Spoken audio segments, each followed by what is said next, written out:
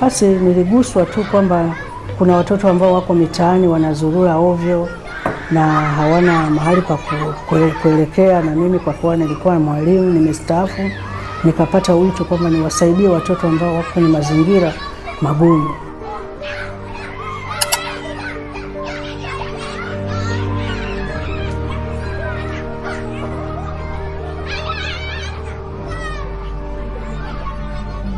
Tungepata wafadhili wa kutusaidia madarasa, ingetusaidia zaidi.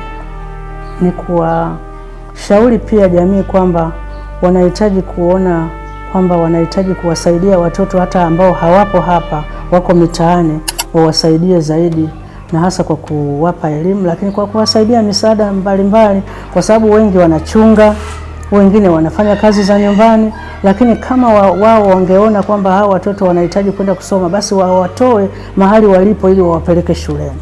Na msingi mkubwa wa watoto ambao wako kwenye mazingira magumu ni kupata elimu tu, ili hiyo elimu ndio itakayowasaidia katika maisha yao ya baadaye. Sisi kama mwenyekiti wa kitongoji hiki, nilikuwa naomba serikali, hasa halmashauri, serikali za mtaa, TAMISEMI pamoja na serikali kuu, kwamba ni vyema sasa wakaona kituo hiki kwamba ni kituo ambacho kinalea Watanzania ambao walikuwa wako chini, kiweze kupata msaada ili angalau kituo hiki tuweze kuchukua watoto wengi na tuwaondoe wale watoto wengi kutoka sehemu mbalimbali, ili waweze kuja kupata elimu nzuri pamoja na kuweza kuwaweka katika maisha yao ya baadaye.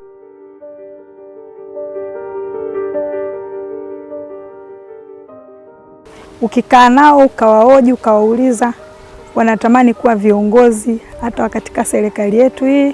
Kwa hiyo tunalea watoto, ndani yake kuna madokta, kuna walimu.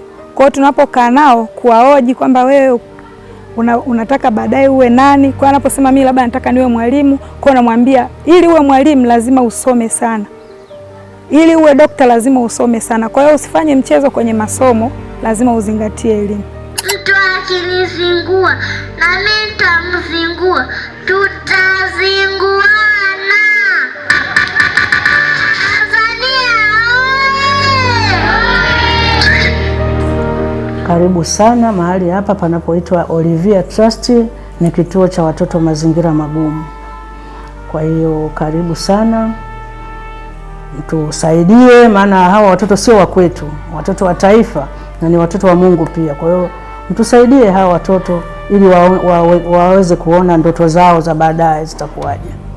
Tunaiomba jamii iweze kutusaidia. Wanapotusaidia sisi, na sisi tunaweza kuwasaidia watoto watoke hatua moja kwenda hatua nyingine.